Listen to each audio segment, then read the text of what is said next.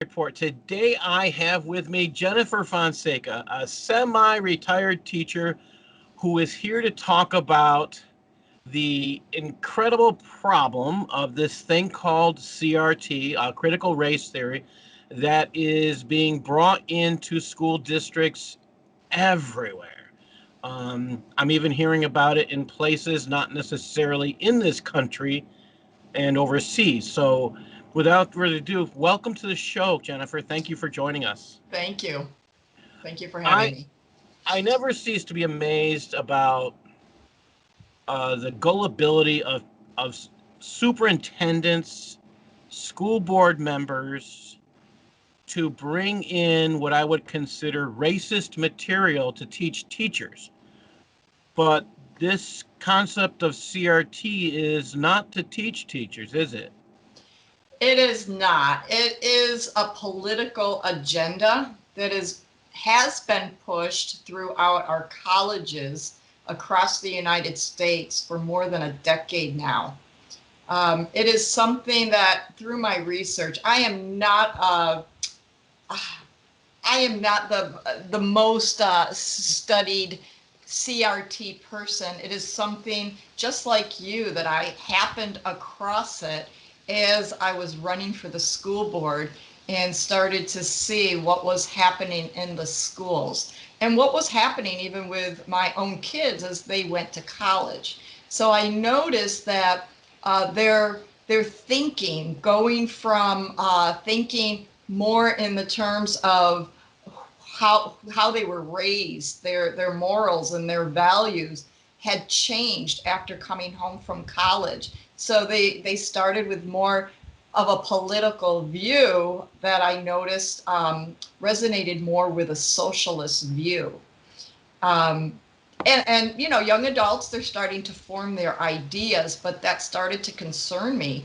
And then as I was running for the school board and researching on just my district's website, I noticed that this critical race theory, or what is actually called diversity, equity, and inclusion, those are the keywords you're going to hear, have come to school districts all around New York.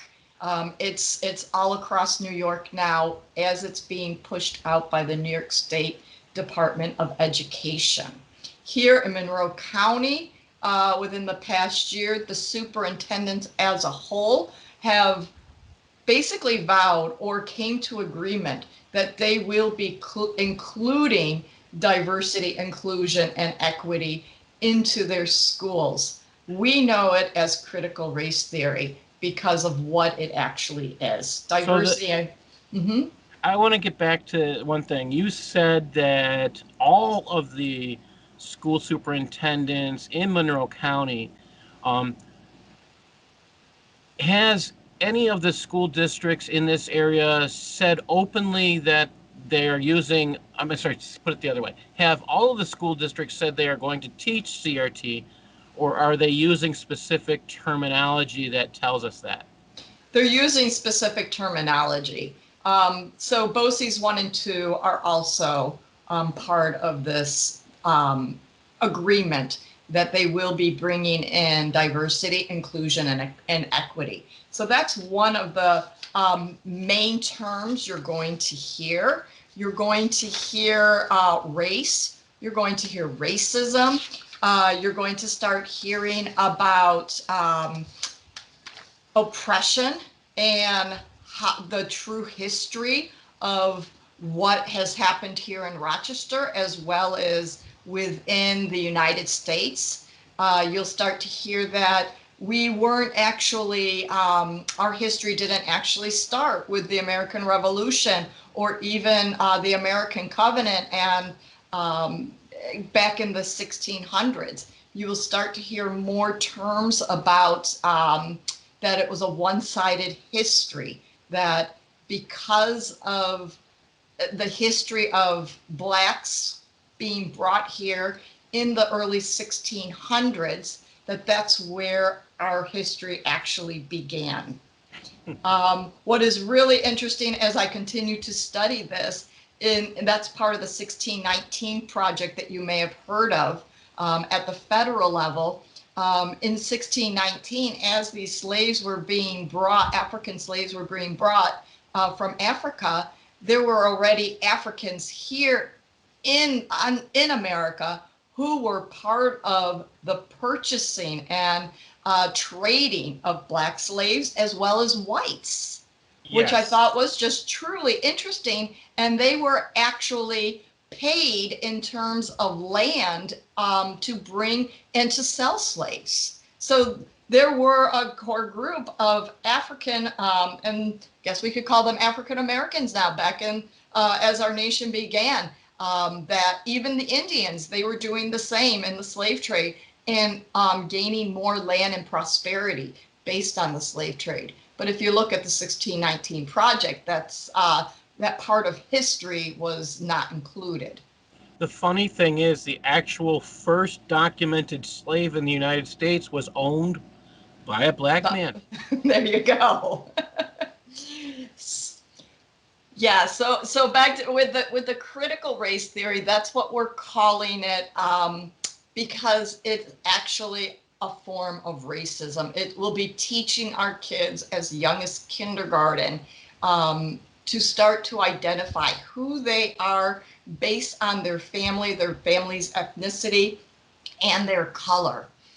There are specific national standards, which are the social justice standards, that use 4 different areas of identity, diversity, justice, and action within the standards. So the first one is identity. They're going to be teaching our students to look at who they are in terms of their family, their background, and the color of their skin. So they broke it into groups of K3, K2, 3, 6, or 3, 5, 6, 8, and then 9, 12, grades 9, 12 standards. And it's a progression of how to identify.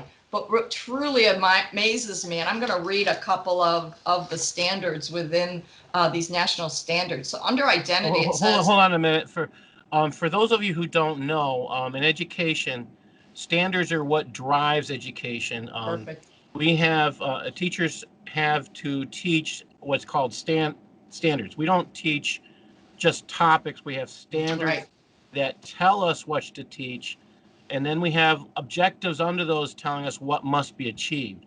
So it's really important to listen to what these standards are, and then you can kind of guess at what objectives they're getting at.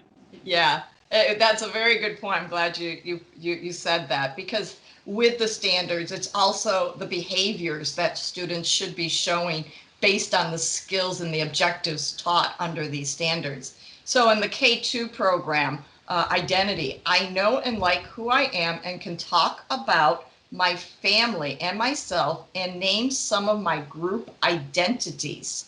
And there's the key word, identities. You're talking a 5, 6, 7-year-old who cognitively really, number one, doesn't see color per se. They look at character of children, and they understand if a student is behaving nicely or being mean, etc. They're not really looking at their friends or their color yet in terms of I'm white, you're black, you're brown. The other thing with identity, what's also under the CRT is sexual identity. So some of the skills under the identities, and I've heard this in the schools here in my district, a first grade teacher asking first grade students to identify their pronouns. What do you feel like today? Are you feeling like you're a boy or a girl? Both? You don't. If you ask any 5-year-old, I'm a boy, you're a girl, right? Yeah. So they're bringing in the the comprehensive sexuality standards also, which is a whole other topic that you can get to at another time. But it's all under one umbrella. Under the diversity standard, I can describe some ways that I'm similar to and different from people who share my identities and those who have other identities. So there again, talking about I can identify colors. That sounds really interesting. other identities? Are they? I mean, that almost hints that they're trying to get you to be mentally ill and have multiple personalities. At kindergarten. Yes, yes. This is a good one for justice, the justice standards. I know that life is easier for some people and harder for others, and the reasons for that are not always fair. That is kindergarten to first grade. Wow. Mm-hmm. And it goes on to give an example of what that might look like. So Joe notices that Stephen has chosen to play with a baby doll. Joe snatches the doll away from Stephen and saying, "Dolls are for girls, not boys." And then Anna comes along, notices, and tells the teacher. I'm a preschool teacher and primary teacher at heart. I'm just like, kids already tattle enough. Now we're going to be teaching them, that, starting to look and tattle because somebody says something or is looking, doing something that they feel is racially or sexually different. I'm just perplexed. It continues to get, increase as you go up the scale here in the standards. So like for grades 3 to 5, when you look at justice, I know that life is easier for some people, harder for others, based on who they are and where they are born. So it takes that Whoa. next step. As well as it's important for me to stand up for myself and for others, and I know how to get help if I need ideas on how to do this. That's a little scary. It's very scary because another scenario there, it talks about a class discussing Cesar Chavez in the American labor movement at grades 3 to 5. And the injustices of the workers and not being protected overseas as they are here in the United States, and then having critical thinking and conversation activities within the classroom and with your family of how to improve these conditions for other countries. What grade again is this? Grades 3 to 5. I wouldn't have addressed this until High 10th or school. probably 11th grade. Yes, high school. Exactly. So you can see already the progression and where cognitively it's being pushed down to a lower grade level where students are not totally aware. Now they're making them aware that these are injustices. I don't here's my 2 cents on that. I don't think they have the cognitive ability, so this is rather brainwashing. There you go. And that is, in a nutshell, what critical race theory is. It's brainwashing. It's based on the Marxist theory. And as you know, a Marxist theory is the beginning of going from capitalism to communism based on certain criteria. So right now we are looking at using Marxist ideas in order to brainwash our students based on race versus usually it's on economic or issues that have to do more with financial issues. Here we're doing it in the schools based on race. And you know what's really disgusting is Rochester, New York is one of the first desegregated school districts in the country. It was the first one, I believe, in the country because of who lived here. And Frederick Frederick Douglass. Douglass. Yeah, Frederick Douglass was here. He was Mhm. prolific writer in the abolitionist movement, and Correct. us Northerners, who is Mhm. Rochester, New York, we were against slavery, Slavery. and we stood with him. I say we. My family was not here in Rochester at the time, but we were Northerners. My family's from the mountains, Mm-hmm. and I'll tell you, to push this in this historic place If people turn over in their grave, I wouldn't doubt that the abolitionists who stood with him in Rochester, New York, would be turning over in their grave. Yeah. Uh, I fully agree with you. You know, because it's really also teaching them that there's race. Race is present in every aspect of our life, in every relationship, and in every institution. And it's wow. trying to get our students to recognize where that racism is across all aspects. And that's very scary because it really pulls away from Martin Luther King's ideals of you know, that we're not to be judged by the color of our skin, but by the character of each person.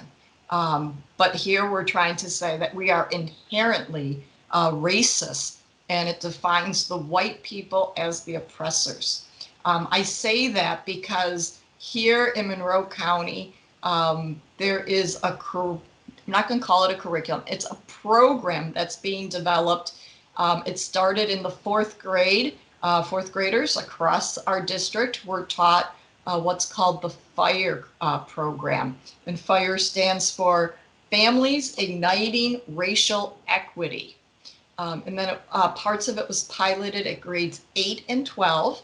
And this summer they're writing the activities and uh, the the different components of this program for grades 2 through 12, and eventually can include grades K through 12.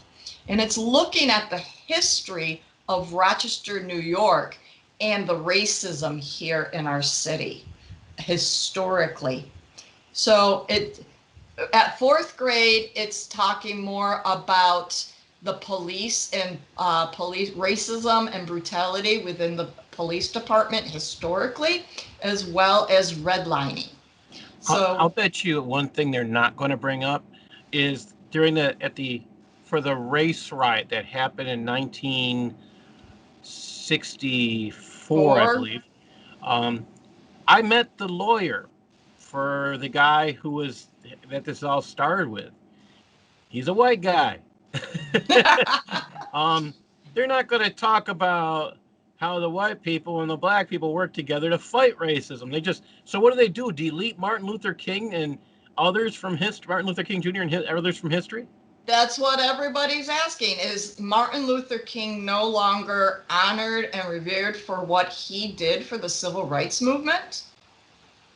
Because we're not seeing that in any of the documentation or in any of the examples of the culturally responsive teaching framework, which is another framework of how to implement this diversity, equity, and inclusion grades K through 12 across the subject areas. Can you quickly explain I know these are teaching terms, but can you quickly explain what a framework is to an educator? So a framework will give you basically now looking at each subject area of how to include the teachings of cultural diversity, inclusion, and equity, or CRT, into each of those subjects. And then the teachers will start to pull the skills and the topics together under that framework. So the framework that was released, the beginning framework that was released in April of this year by the Chancellor of New York, is called the New York State Framework of Diversity, Equity, and Inclusion, Call to Action. And it's an intro to the dangers of a single story, meaning our history, and the impact on systemic racism on the New York student. Do they have a direction towards 11th grade or high school classrooms? Yes, they have a complete, it's about a 64-page document with Wow. the framework K through, with what it should look like and the different topics or vision within each. So like there's 3 visions for students to experience success, students who are socio-politically conscious and socio-culturally responsive. And the third area is students who have a critical lens through which they challenge inequitable systems of access, power, and privilege. So we're looking at those three vision statements and bringing it in across the curriculum. So I'm curious. I'm going to interject here. I'm curious if they would what they would have thought about us people who are white Anglo-Saxon Protestants who had no scholarships available because of our race, who had no grants available because of our race. that Because is that that is kind of included in their introduction to this framework, recognizing the percentage of whites, Hispanics, blacks, and Asians or other ethnic backgrounds based on the percentage of the poverty. So, what was really interesting, they quoted their percentages based on a USA Today article. And other information, they used the Washington Post. I'm just like, this is your documentation of why we're moving this way. What's even worse is they're not. So education historically has when we talk about using sources, we talk about using primary sources and the great importance on it. That removes the scholarship angle from this because those are not only secondary sources, they're hiding the primary sources that may or may not exist. Exactly. As the true evidence. And I'm like, well, New York, why didn't you just use Wikipedia? Was my first thought when I read, okay, what's the annotation here? The Washington Post. You've got to be kidding me. But what's interesting on these visions, under the second vision of students who are sociopolitically conscious and socio-culturally responsive, includes having being inclusive minded, identify and critically examine both historical and contemporary power structures. And this is a good one. Recognize personal, cultural, and institutionalized discrimination creates and sustains privileges for some while creating disadvantages for others. And that is the full basis of the critical race theory, because it will be teaching our white students, because they are white, they are the oppressors, and those of other colors are the oppressed. And it's amazing that across the country, I'm hearing stories already of some of the outcomes on students. I have asked the district for metrics on what their outcomes, what their metrics will look like, that this is a program and these standards are actually creating something positive. And I was not able to get actual numbers. They're more of a checklist of observable type things, which goes against. Oh no!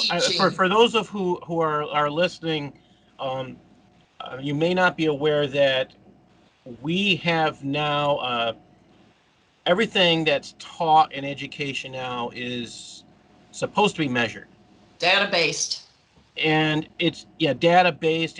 Everything absolutely has to be measured. For them to insist or to state they have no measurement system. Yeah. It needs to be research-based and data-based. Yeah. It's got to be show that it's proven to work. And there is none in this. There is none in this. It's against, I mean, every teacher, every public school teacher has to go through some training on this concept of research-based. It's just, this goes against everything. So the person who put this together has absolutely no education degree, is what it sounds like, or has no training in education or concept of what. I don't even understand how it could be accepted by a board of education with that statement. So I'm going to take a step back and tell you, because it does not have to do with education. CRT is to, as you said at the beginning, to brainwash and politically change the way people think in our country, to move away from capitalism and to move towards socialism. And they're doing that through the division of race. I saw a meme recently where uh, it showed some black men back in the early 1900s that had been they were running as part of the Communist Party. Early 1900s would be probably the 30s or 40s is what I'm thinking. And they were saying, we've been used by communists before. Yeah. We have. Um, yeah, so it's just really interesting to see then, like I said, across the country, we're starting to see some of the effects of what is being taught. And before I state that one example, we've got to realize, as I stated at the beginning, our young adults between the ages of 21, 34, 35, who have gone to college, have already, the majority of them, or a Harvard study said 54% of that age group now believes in socialism as the way to go in our country. So they've already been indoctrinated. These are the teachers that are being hired and have been hired over the last 10 years. So now this gives them the permission to begin to speak and to show and give their political views and the way they see the world and race, as well as sexual identity within our classrooms. There was a student out in St. Louis, a teacher spoke at a board meeting to be the voice of an 8th grade student who has been under some of this teaching already. He tried to commit suicide, and when asked of why, he said, and he was a biracial student, a Hispanic white student, he said, because I'm white, I am a bad person, that I am a racist. I am the reason why that our history is the way it is. So it's putting the blame of our history, and our history has some very good points, and we do have flaws, and we've recognized those and made corrections over the course of years. And yes, we still have a long ways to go, but to be teaching our kids that because you're a specific color, you are the reason why there is oppression and racism. Makes me wonder. I would love. I mean, you may find it of value. I'd have to go back. I had at one point picked up. My suggestion is to go to the NCSS, National Council of Social Studies Teachers, and look up the ethics statement, or in New York State, look for our ethics statement to see how CRT violates the required under law. Again, this is the New York State one is under law. We all must obey this code of ethics. So the concept of teaching these things orders teachers, at least in New York State, to violate the code of ethics. And the National Council of Social Studies Teachers, I'm going to pick on particularly because I do know this, what we're teaching in this, I say I'm retired, so I can't say we, what they're requiring social studies teachers to teach will order them to violate that code of ethics. So I'm sure there's something with English teachers as well that you could find. I think that is a major point to push. I wonder, though, if nationally they're not changing it also. I don't believe they've thought about that, because to teach, to put it otherwise, they have to say that there has to be a statement against teaching or allowing. There was a statement about being culturally sensitive, and doesn't that's even if they put racially sensitive or whatever, teaching a culturally racially sensitive curriculum, that doesn't mean you're allowed to teach kids to be prejudiced. It tells you you're not allowed to. And once you start teaching this, you are violating that code of ethics. So I think that's, I'm glad I'm having this conversation. We're going to have to go back and research it. Yeah, It will I be can probably pull up interesting some to of those for see. you because I had to pull them up for some research I was doing a little ways back.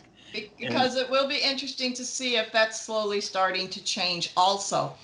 Because I know here in New York, there are currently, uh, there's two for each of the professional development and culturally responsive instruction. There's um, two bills that are being talked about in committee.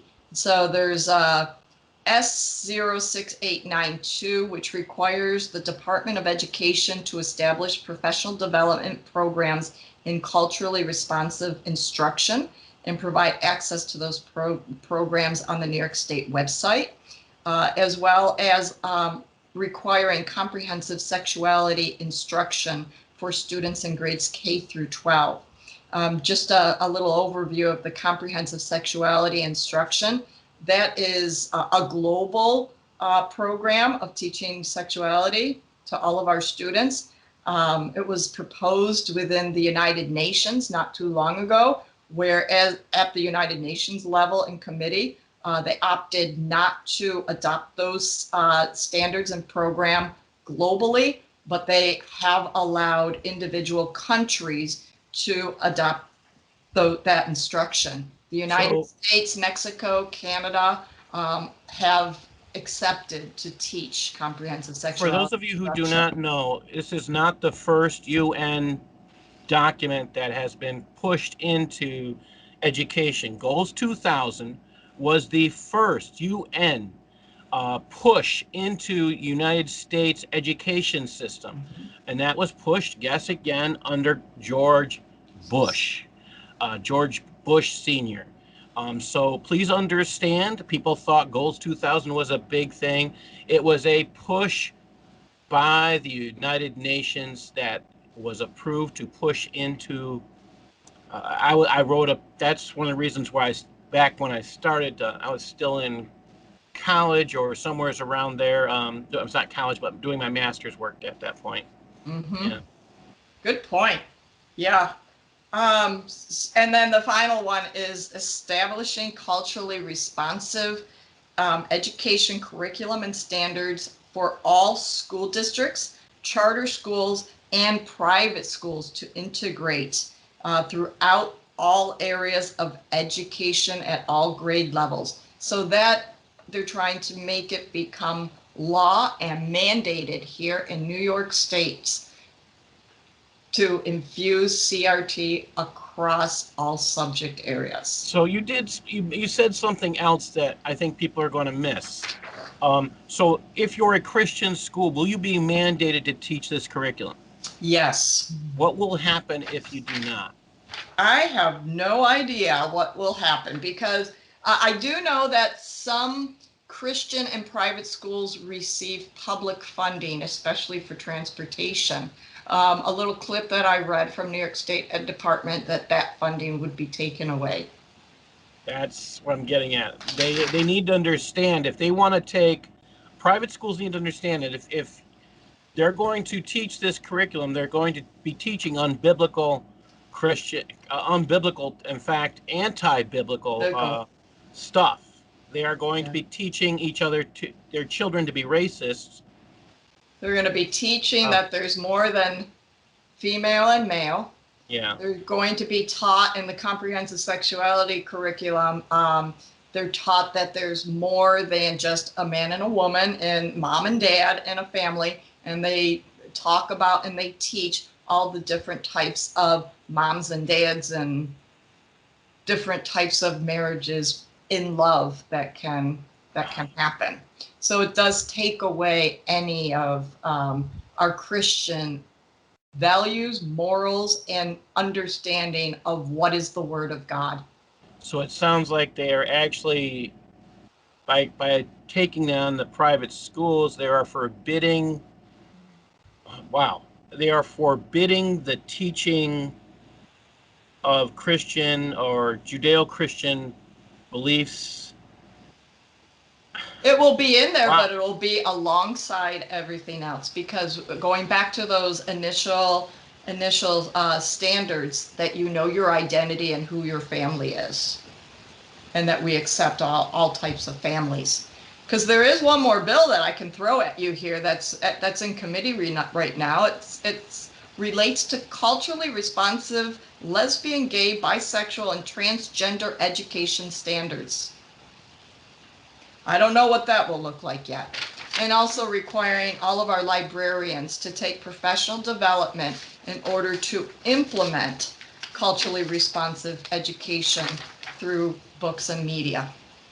Wow.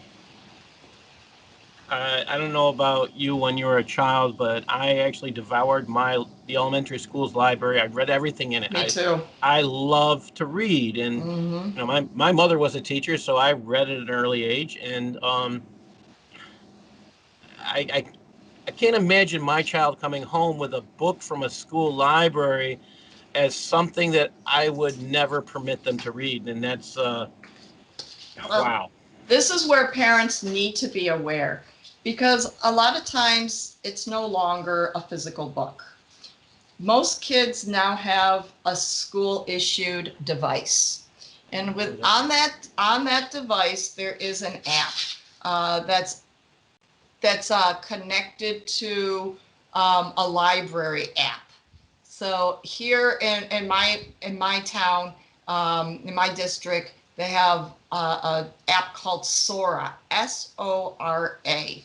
And when the child clicks on Sora, the media app, it opens up and it gives recommendations of appropriate books for read alouds or to read for that age or grade level of a student. And the student could check it out of the library if they want. Right there, they can check things out, or they can download it and listen to it or read it on their device, like a Kindle. So for the month of June, right now being Pride Month, many parents are reporting to me as young as first grade, what is popping up are books on Pride Month. Pride, Oh, yeah, books on, and little videos, etc., because we've all heard about the Drag Queen Library Hour and those type of things. So those type of books are popping up for these kids. Many parents oh, are just wow. telling their kids, do not open that app. You are prohibited from opening that app. But you dig a little bit deeper, not even dig, you just go on, and all the recommendations parents are telling me, it's BLM, racism, history, historical racist history. They're being inundated in every sense of the word, in every area, no matter where you look. I had not even thought about. Yeah, you're right. In I'm going to pick on the city schools. I'm not sure about in in suburbia because that's not where I've worked. But in city schools, we have been giving out electronic devices for Mm-hmm. free. Mm-hmm. Uh, we're talking about laptops or Yep. Chromebooks or things like that. Chromebooks.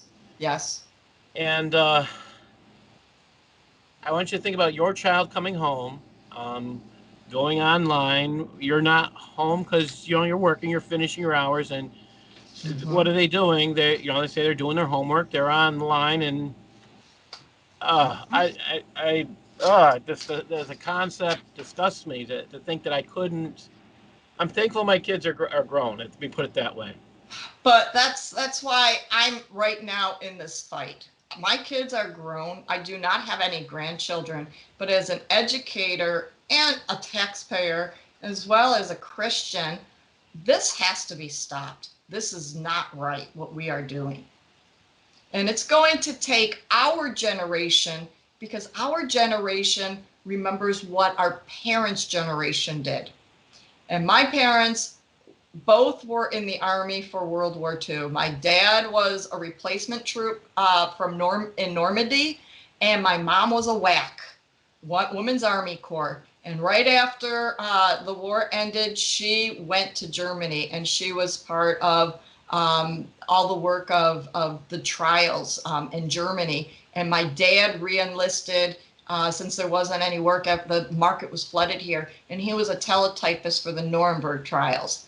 And they always raised us. This will never happen again to our country or to our world. And we need to make sure that this is not happening. And it is. So what is our generation going to do to support the parents and the kids of this generation and the next generation? Because if they get this generation, we've lost our country. They already have won. Wow. With that, I want to say thank you, because I think that what you just said is the most important thing we need to take from this. If we have to fight, and we We can't give do. up, and we can't allow this to happen. So thank you, Jennifer. You're welcome. I do Oh, want to suggest, though, anybody that is listening, you need to go to your school board meetings. You have to be the voice. We have to do a grassroots effort on this. The more people that show up, the more they're going to listen. The more in the face we are, hopefully over time, we are going to change this. You can see what's happening down in Londonville and Virginia right now. Parents by the hundreds are gathering and forcing, and hopefully it will correct. for those who are not aware, there was 250 parents who showed up in Ludenville. Um, 50 people were allowed to, 52 were exactly allowed to speak. The persons who were running the meeting left the meeting. Um, and then the school superintendent declared it an unlawful assembly, and Mm-hmm. had the rest of the people who stayed and did not leave were threatened with arrest. 2 people were arrested Mm-hmm. um, for practicing their constitutional right of assembly. Um, Exactly. so I'm Get I have out to, there, have a yeah. voice. So I do have one more important question to you, before I think it's one of the reasons why you're here too. Um, if you don't think you know enough to, and you need to know more about CRT, what would you tell them? Oh, it's everywhere. Um, I would say go to your district website first. See how obvious it is on your district website. You will probably find, first of all, a new department called either diversity and equity, or diversity, equity, and inclusion, or culturally responsive education. And you will see that districts have now hired assistant superintendents or directors to implement this in the districts, to get teachers prepared through conversations and studies. Here in my district, I know they've been reading How to Be an Anti-Racist by Ibram X, as well as White Fragility, Why It's Hard for Whites to Talk About Racism by Robin DiAngelo. Those are 2 books, and they're indoctrination, in order to get teachers to understand that this is a good thing, that this is what they need to do. Wow. But go and start researching, because the fire program is pretty much has been adopted across Monroe County in just about every district now. Wow. Thank you, Jennifer. You're welcome. God bless you. Keep the Thank fight. you. Thank you. Appreciate it. Okay.